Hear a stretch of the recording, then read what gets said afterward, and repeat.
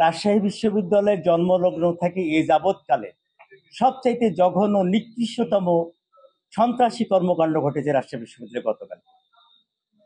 ছাত্র নামধারী কিছু সন্ত্রাসী যারা রাজশাহী বিশ্ববিদ্যালয়ের দ্বিতীয় সর্বোচ্চ ব্যক্তিত্ব রাজশাহী বিশ্ববিদ্যালয়ের মাননীয় উপাচার্য মহোদয়কে ওনার দপ্তর থেকে নামার পরে ওনাকে দপ্তরের নিচে, প্রশাসন ভবনের নিচে শারীরিকভাবে লাঞ্ছিত করেছে।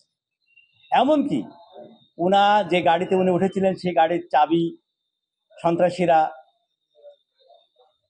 কাড়িয়ে নিয়েছেন এবং স্যারকে গাড়ি থেকে নামিয়ে দিতে বাধ্য করেছে।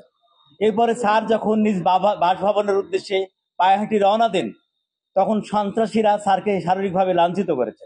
পিছনে পর্যন্ত অজস্র অকথ্য ভাষায় গালাগালি দিতে দিতে স্যারকে বাসা পর্যন্ত নিয়ে আসছেন এবং স্যার বাসাতে প্রবেশের পূর্বেই স্যারের বাসার মূল ফটকে তালা দিয়ে দিয়েছেন যাতে স্যার বাসায় ঢুকতে না পারে। স্যার কোনো উপায়ন্তর না পেয়ে পায়ে হাঁটতে হাঁটতে বর্তমানে আজকে যেখানে আপনাদের সঙ্গে কথা বলছি, এটা সেই জুবেরি ভবন। এখানে জুবেরি ভবনে স্যারকে এই বারান্দায় লাঞ্ছিত করা হয়েছে। দোতলায় সিঁড়িতে ওঠার সময় স্যারকে শ্বাসরুদ্ধ করে মারার উদ্দেশ্যে গলা চেপে ধরা হয়েছে, স্যারকে সিঁড়ির উপরে ফেলে দেওয়া হয়েছে। এইরকম জঘন্য কর্মকাণ্ড কোনো ছাত্র নামধারী সন্ত্রাসী করে যাবে, আমরা গতকালকে প্রশাসনকে জানিয়ে দিয়েছিলাম। এই ঘটনার জন্য এই সন্ত্রাসীর গতকালই দৃষ্টান্তমূলক সাজা গ্রহণ করা হোক। এর জন্য কোনো তদন্ত কমিটির প্রয়োজন নাই।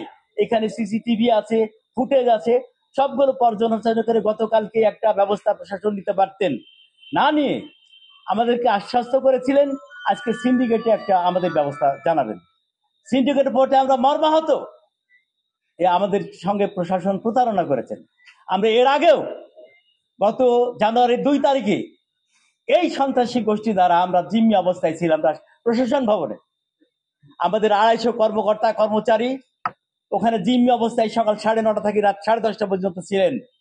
প্রচুর শীতের রাত। আমাদের অনেক কর্মকর্তা অসুস্থ, আমাদের অনেক মা বোন যারা বাড়িতে দুগ্ধ পশু বাচ্চাদের রেখে এসছেন, তারা 5টার পরে বাসায় যায় বাচ্চাদের সেবা করবেন, তাদেরকে সেই জায়গা থেকে সুযোগ দেওয়া হয় নাই। এমনকি অনেক অসুস্থ মানুষ আছেন, তাদের সময় মতো ওষুধ খেতে হয়। অনেক ডায়াবেটিস রোগী আছেন, অনেক প্রেশারের রোগী আছেন, যাদের সময় মতো বাসায় গিয়ে ওষুধ খেতে হয়। তাদের সন্তানেরা, তাদের আত্মীয় স্বজন ওষুধ নিয়ে আসলো, সেই ওষুধটা ভিতরে সরবরাহ করতে দেওয়া হয় নাই। অনেকে রোজাদার ছিলেন, তাদের আমরা বিনয়ের সঙ্গে অনুরোধ করেছিলাম সন্ত্রাসীদের যে অন্তত ইফতারির সুযোগ দেন, সেখান থেকেও তাদের বঞ্চিত করা হয়েছে এই সন্ত্রাসী বাহিনী দ্বারাই।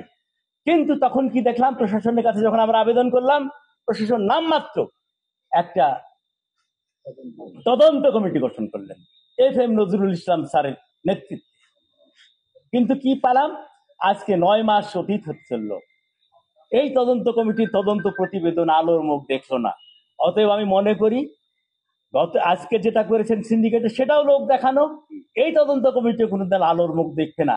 আমরা এই সন্ত্রাসী গোষ্ঠীর দৃষ্টান্তমূলক শাস্তি না দেখা পর্যন্ত, দৃশ্যমান না হওয়া পর্যন্ত বিশ্ববিদ্যালয়ের সকল কর্মকাণ্ড থেকে আমরা বিরত থাকবো।